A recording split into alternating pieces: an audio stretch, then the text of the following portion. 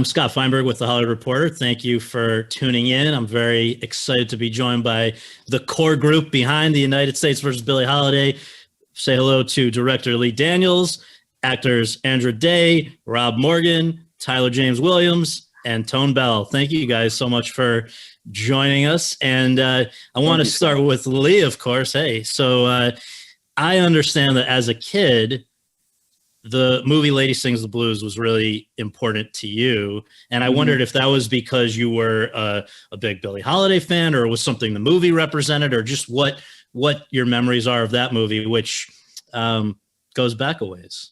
Yeah, I was not a Billie Holiday fan. I didn't know her at all. I was a big Diana Ross fan. She was at the height of her fame. She had crossed over into white land. She represented us in a beautiful way. And it was the first time she had acted. So I was blown away by just Black love on screen. You know, the fashion and the everything, just everything about the movie reeked of my upbringing. And at what point, I'm sure many years later, did you first learn that her life, Billie Holiday's life, was actually a lot darker than what was shown in that film, which we should say, I mean, it came out 49 years ago at a time when Hoover and Anslinger and Louis McKay and a lot of these folks were still around. And to some degree, Louis, I think, was involved. And, you know, we were not going to get at that point the unvarnished portrait. So when did you realize that was not what it kind of purported to be? When I read the script.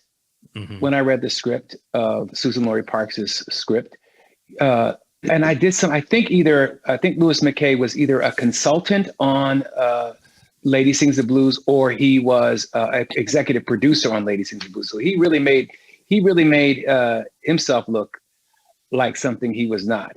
But SLP really broke it down, how the government came after her, and how Lady Sings the Blues was something that Black America needed at the time, because it showed Black people in love in a way that we had never seen before. And it really inspired me, that movie, to it got to me. It got to me, to my core. It made me want to do what I'm doing right now. So the script coming to you all these years later for what became this film, why was this, who thought that this was going to be up your alley? I mean, because there are thematically some things here that are threads that connect back through other projects you've done. I mean, you've looked at addiction, and you've looked at a number of things that are in this script. But was it you hearing about the material and going after it? Was it somebody thinking we should send this to Lee? I think that it was the idea of Billie Holiday. It was the idea of this unsung hero.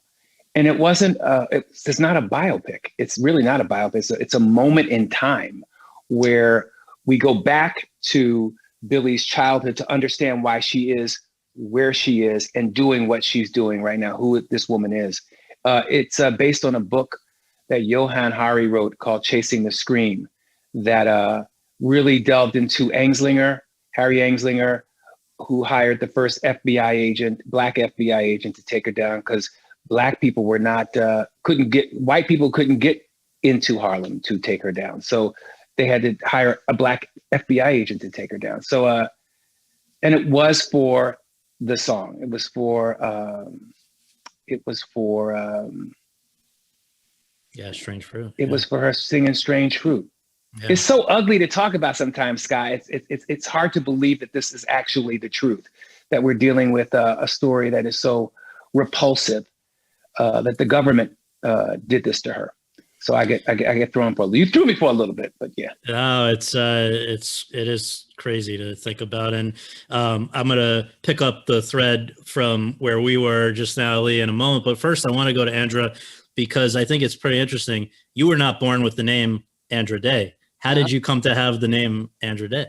It came from from my name. My full name is actually Cassandra, so I just cut it in half. But the second half came from Billie Holiday. I love the relationship between her and Lester Young, Tyler there. So I love that. What's up, Tyler? I know that is here. Everybody loves Tyler. No, I'm so happy right now. Oh God! But, to see their faces. But so I love the relationship between the two of them. They had, that was really the closest person to her. So he would call her Lady Day, and she would call him Prez, short for the president, and he would call her mother the Duchess. So I love that relationship, and I love her so much. I was a huge Billie Holiday fan since I was about 11 years old. Well, that's what I just want to jump in and ask you, because you're saying you knew about that relationship, you knew about details of her life, even from a young age. How did you get introduced to that? Yeah, I was looking for singers to study, when I was young, like 11, 12. And I went to a performing arts school, like starting in the 6th grade. So I had access to just really great creatives and just sort of a well of musical knowledge and history. And my musical theater teacher actually, he sort of guided me in her direction. I just asked him for singers, and he was like, "Here's Billie Holiday." And I was like, "I didn't ask for no male singers." I said, but then I listened to her, and I just remember, being actually confused. I was used to the Whitney Houston, and I was like, okay, great. Whoever this is probably going to sound like Whitney. It's probably going to sound like Aretha. It's probably going to. So I just heard her voice come kind of creeping through the speaker almost. I had bouncing really, actually, because the first 2 songs I heard was a song called Sugar and another one called Strange Fruit, which and Sugar just was like, her voice sounded so different. I was confused, but I was really transfixed. And with Strange Fruit, I just knew that it was something really important. I could hear that there was sacrifice in it, and I could hear that it related directly to me. And I wasn't fully aware of what she was talking about, but I was aware enough at the time to know that I needed to pay attention to her and to allow her to help color my musical identity. It's just amazing that it goes back that far with you, and yet, it would be kind of amazing enough if you had then spent your lifetime up till now acting and got this role. But what's even more amazing is, can you talk about how much acting experience you had before this role? Well, with movies, none. And professionally, well, none. I went to a performing arts school, right? So I did plays when I was young, and that was always fun. But it's just different. I don't have the experience. I do music. That's how I let people in, and I write, and that's my thing. So this was just a whole different experience and a whole different responsibility. I get on stage and I do me, not saying that that's easy. You still have to bare your soul to a degree, but I get to choose how much I can bear, with Billie Holiday, it's like, okay, I first of all, I love this woman. So it almost added another layer of challenge to it, because I don't want to mess up anyone's legacy, let alone my biggest inspiration. And so, it's so acting on camera, acting in a movie, and especially acting with Lee Daniels as a director, like there will never be not one inauthentic moment. Like if I could just be like, can I just get a little 2-minute fake, you know what I mean? Like, so he is gonna get the real, he's gonna get what's authentic, which is great. Cause again, I have no frame of reference. So I love that my first experience is with a director that cares so deeply about authenticity. So it was the most challenging thing I had ever done in my life, but it was transformative and really rewarding, So in a second, I'm of course going to ask all of your wonderful co-stars how they came to the part, but we have to now follow up on what you've said and go to Lee and ask, what even made you think of Andra when she obviously has this beautiful voice and beautiful singing career, but she wasn't like somebody that was, it's not like you saw her in another role and said, oh, that's who we've got to cast. So what put her on your radar? And then what hoops did you ask her to go through to actually land the part? I didn't want to meet her. She had been shoved down my throat by my manager. Because, it's something about, even though I had done it already with Gabrielle Sidibe in Precious, I couldn't, there were actors that, I love actors. And I don't know, I caved, I met with her, and then I saw this woman that did not want to do it either. She She questioned whether she asked me, she looked at me like I was crazy for even meeting with her. What the fuck? What is this? You know, what is this? And I realized that she really wanted to do Billie Holiday justice. I had never had a meeting like that with an artist. It was weird, you know, that she was like talking herself out of the job. And so I said, well, let me send her to an acting. I sent it to my friend Tasha Smith, acting coach, and my friend Tom Jones, the vocal coach. And I said, because she was there was something so vulnerable about her and honest about her. And then the acting coach didn't know that she was, Andrew didn't know that she was being videotaped by the acting coach. And the acting coach showed me her metamorphosis, getting ready to get into character. And it was hands down. It was the spirit of God working. I knew that I was in the presence of God when I watched. I had never seen anything like it. And she didn't even utter a word. She was just sort of just uttering inaudible, I don't know what they were, syllables. And she came in and I gave her the job. Well, we're gonna dive into more about what you know, some of the challenges were of bringing Billie to life, but I want to turn to Tyler and talk about Lester Young, this saxophonist who really went back a long way with Billie to the Count Basie Orchestra, riding the bus all over with her, just forming this platonic, close relationship. Was he someone that it was easy to find information about? And what did you learn as you prepared to play the part? That's, you know, one of the things I found somewhat unfortunate about this is that there wasn't a lot of information. I wish there was like so much more. So what, you know, I think for me, the goal was to kind of key into his relationship to Billie, to figure out really who he was. Is that, you know, relationship was something that all the people around them spoke about very often. It was how close that they were and how they were kind of in lockstep together and leaned on one another.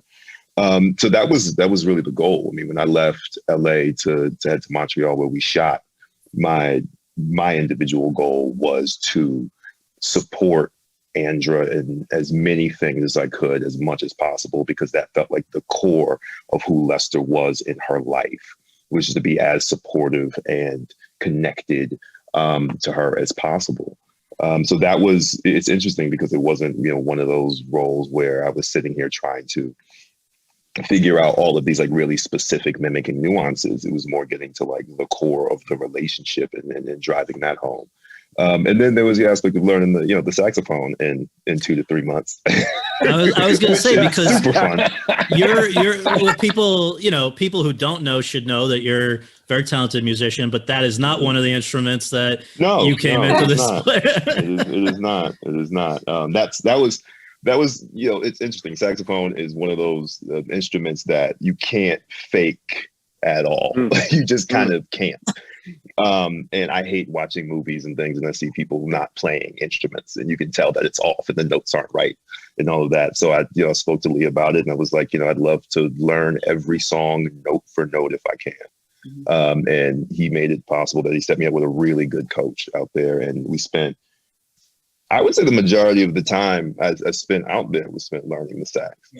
Just to get that to look and feel right, because we're talking about a person who redefined the sound of the sax, particularly at that time. And not just the sound of the sax. I mean, he was, I know you've said in other things, kind of redefining what it meant to be cool. I mean, some of the slang that we still use originated, it appears, with him, right? Yeah, bread, crib, like that, like stuff that we've been saying for, I mean, at least 50 years now. It's all come from Lester. And that was one of the things that I was supremely embarrassed by when doing research on him, that I didn't know that, you know, he lives in our era now through things that he was just pioneering at the time.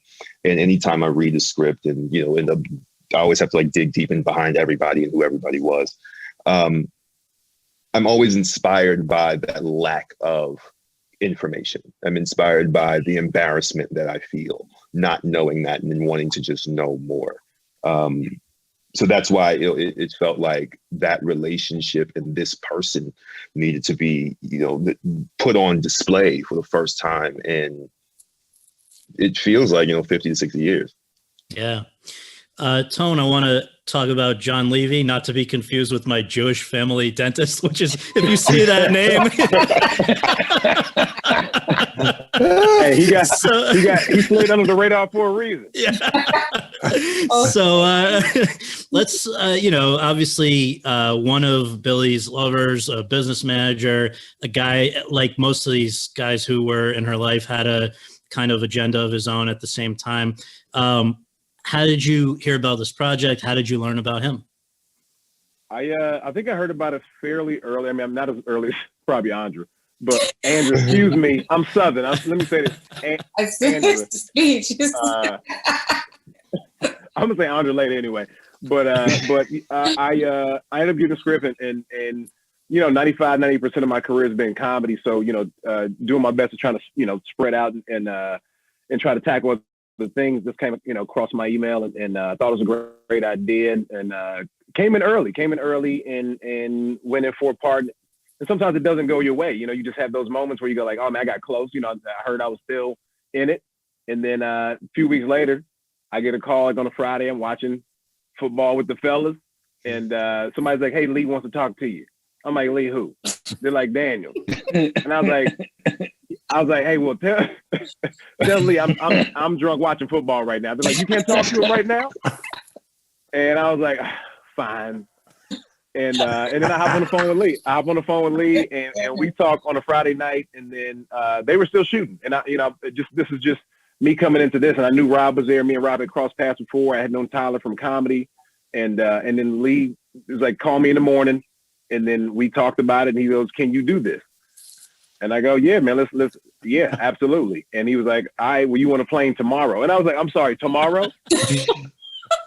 and he put me to work as soon as we got off the plane. But it was such a quick turnaround and a learning experience because I'm walking into a situation where I don't know, you guys have been shooting for 3 or 4 weeks already. And there was already kind of a family element with so many things in disarray from a real story that where to fit in, I didn't know how it was going to be. But man, everybody you see right here brought me in with a wonderful hug and a very warm welcome, man. So I appreciate it. Everybody sitting up here. Well, you ain't tell he was thrown right into the den of inequity.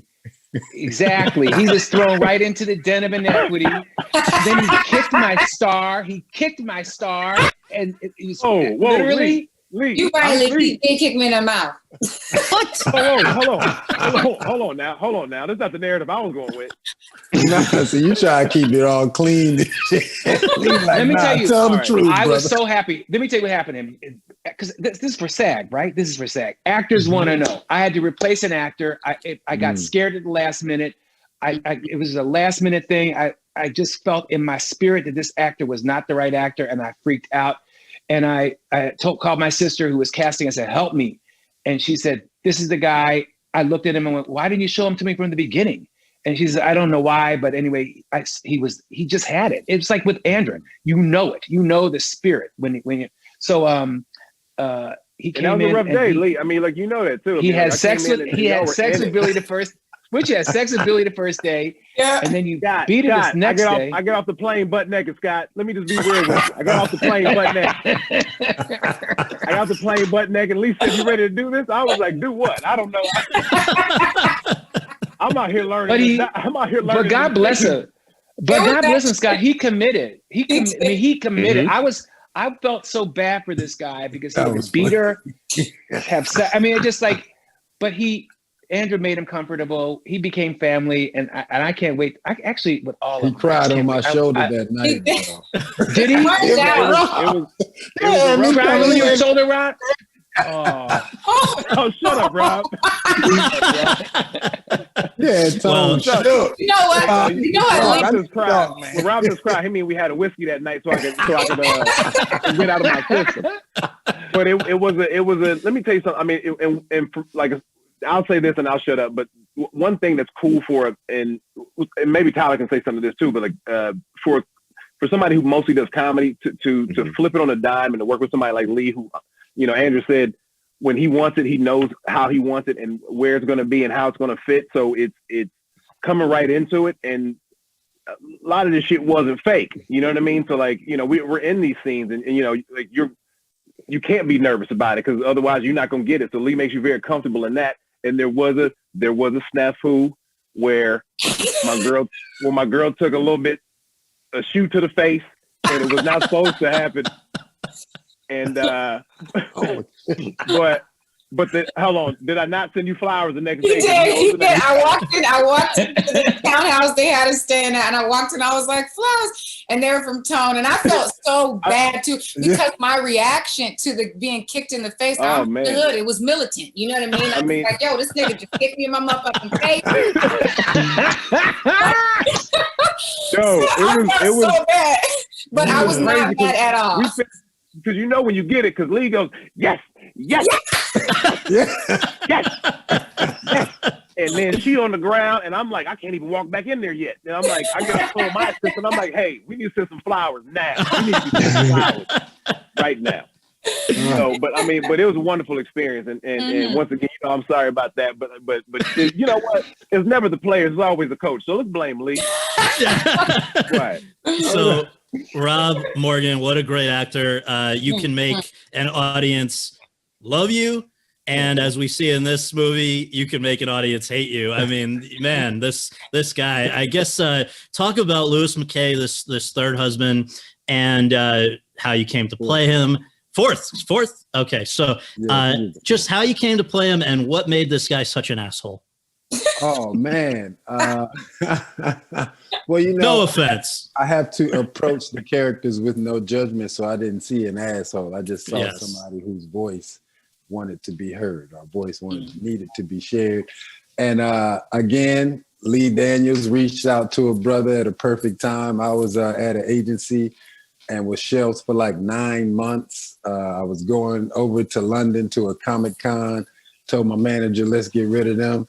Went over there for 5 days, worked, came back with no representation, and this brother calls me out the blue, and I was like, oh my God, God is great. So I was really like thankful that the brother even reached out, you know. Are you kidding me? Let me tell you something, Rob. I was nervous meeting you. I was so in awe of your work that I was nervous. You didn't read, did you? No. Nah. No, at all. We sat down. Rob, I don't like how casual you said that, but go ahead, Lee. Well, I'm keeping it real. I was nervous meeting him. I was in awe of his work, and I knew that he would fit into this thing like a glove. So it was just like, yeah. And it was also not about, I mean, I don't know. To me, it's also this guy. I love this guy, even though he's an asshole. There's something identifiable and something that am relatable to me about this cat. He's not just he's just not a villain. He ain't a one-dimensional villain. No. I apologize. I shouldn't have. I was joking. No, that was great. No, he was just an asshole. We ain't gonna shame you, Scott. We ain't gonna shame you. Depends on who you ask. Depends on who you ask. But he was in a struggle. Yeah. He was definitely in the struggle. And Rob, was there a lot of stuff about him that you could trust? I mean, it does seem like he was trying to shape his story a little bit with something like Lady Sings the Blues or maybe some other stuff, but were there objective accounts of what his deal was? I pretty much had to Google and anything that had pictures of her and Louis, or Billy and Louis McKay together. I'd go research, and then I'd read what other people would say about him, you know, how they said his attitude was towards him. They said the brother was a boxer. He tried to do little gangster stuff, you know, make money that way. They said he was charismatic. You know, he met Billy, and in a short period of time, they were already married. So I figured he had to have that finesse, that tongue, you know, that style, that vibe that could get a woman like that to just marry him real quick. He definitely took his management role serious over her career, but I think it might have been to his benefit too.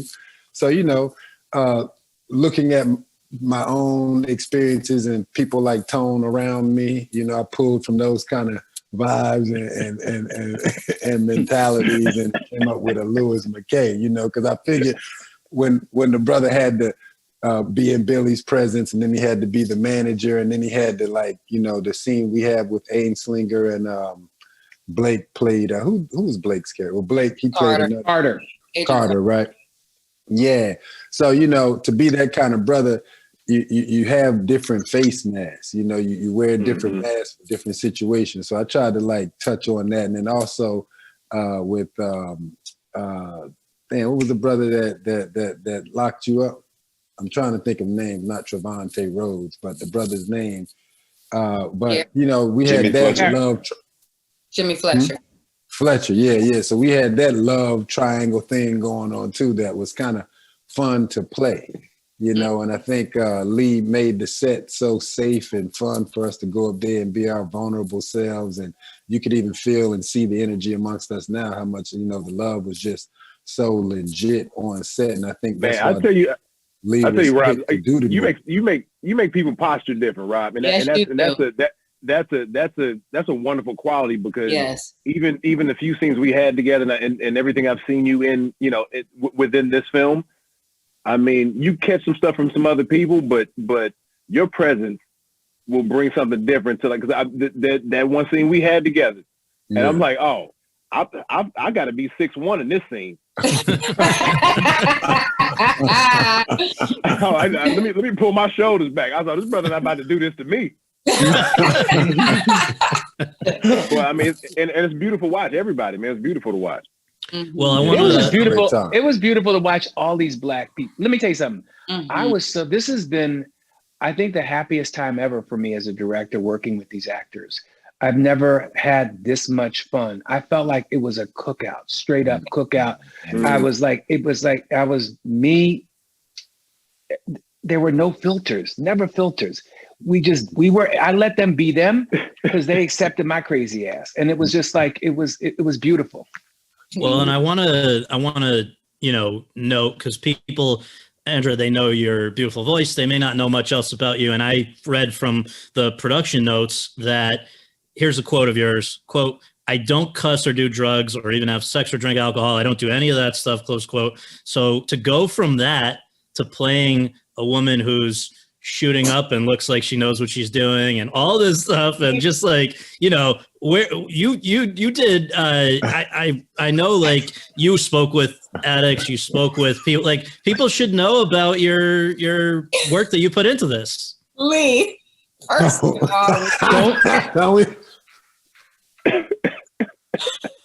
you want to work with me again? Do you want to work with me again? Do not embarrass me in front of all these white people actors just watching this shit. I never heard you curse. I'll say them. I never heard you curse. Yeah, she's I have no idea what he's talking about. I never cursed and I never did no drugs and I ain't had sex with nobody. You know what I mean? No, so I mean, the reality is, well, first of all, it's just, if you're going to tell her story authentically, then you're going to tell it authentic. There is no way in the world ever, anywhere, you can make a PG-13 version of Billie Holiday's story. You know what I mean? It's just not, if you want to really tell the story, you can't do that. And I had such a peace about the role. I'm a deeply spiritual person. And so I prayed about this heavily before I went into it. And as Lee mentioned earlier, most of my prayers centered around trying to get out of it. But it was just became very, very clear through this scripture that I was going to be called to do an act of great faith. And that's what, so when you have that, you do have a peace about all these things. So that's part of it. And obviously the other part, though, is, you can be and certainly are one of the best singers out there. But this is this is not your voice that you're singing with. She had a very distinct sound. And I wonder how you went about kind of capturing that. That is not a voice that sounds like too many other voices. Yeah, she definitely has a very distinct sound. I worked with an incredible dialect coach and an incredible acting coach, and they sort of, kind of commingled, the work that we were doing together. And they worked, intensively with me. Tasha was really trying to help me. Tasha Smith was my acting coach, and we were just trying to figure out where the emotion, where in her does the voice actually emanate from. And then with Tom, it's sort of like the physical voice, where is it placed, and how to find our way into that. Singing obviously does help, and being a big Billie Holiday fan, there's been times where I sort of would practice emulating her voice or singing like her or singing her songs. So but to become her was just a different thing. And so we found it. One of the huge things Tom asked me is where I resonate most with her. Like, where do I, connect with her most? And I realized it was through her laugh. It was just a really interesting sound, a really, like, I don't know, it still rings in my head now. But, and then the other thing he taught me was just how to find it through her breath. You know what I mean? How she sort of follows her breath as she speaks. And so it was just and on top of that transformation, the emotional transformation that Tasha had me go through, because really her voice was super important, because there's a lot of not just trauma, there's a lot of victory. Like, the whole story of her life is like written onto her voice, and it's an important character, I think, just as much as she is. And so it was really, and then it was about living in that, you know what I mean? Talking to my family and to my friends and to everybody that I encountered with that voice, smoking a lot of cigarettes, which hopefully the throat recovers from that, because I still have a day job, but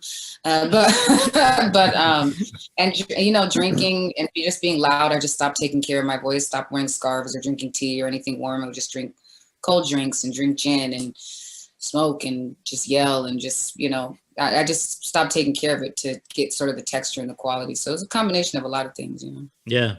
Well, just as the last thing I want to ask, I think start with Lee, and then if anyone else wants to add to this, you guys have talked about Billie Holiday as being maybe the sort of godmother, really, of the civil rights movement. It was a long time before it got carried to the next step, but I mean, still, very in her own way, a trailblazer with that. And so I wonder, what do you think she would have made of this current moment in America? And what do you hope people leave this film, thinking or doing because they've seen it? Lee. She'd be out in the streets. She'd be out in the streets. And I think that when you leave this film, you will want to go out in the streets, because if that woman could stand up to the government, so can you. So that's the message, that we have to stand up for what's right. That's the thing about this that was so interesting. I'd never known Billie as this much of a activist who was willing to really kind of give her finger to anybody who tried to question what she decided was morally right, and ultimately was morally right. And that's one thing I hope people see her differently, is that narrative shifts from troubled singer to, powerful, brave, bold activist, who was out here trying to speak to something that everyone told her to shut up about. So I hope they understand that. And then two, yeah, it's the same thing. I hope we understand that unless we're challenging the status quo, unless we are speaking the things that don't want to get spoken to, and they're getting swept under the rug, nothing's going to change. And we're in a place in America right now where a lot of people don't want to talk about a lot of things. And we have to use whatever voice we have and be willing to go the distance on that. Billie gave her life for this song. She gave her life for speaking this truth. We have to be willing to go that distance. And I hope people realize that nothing's going to change until that happens.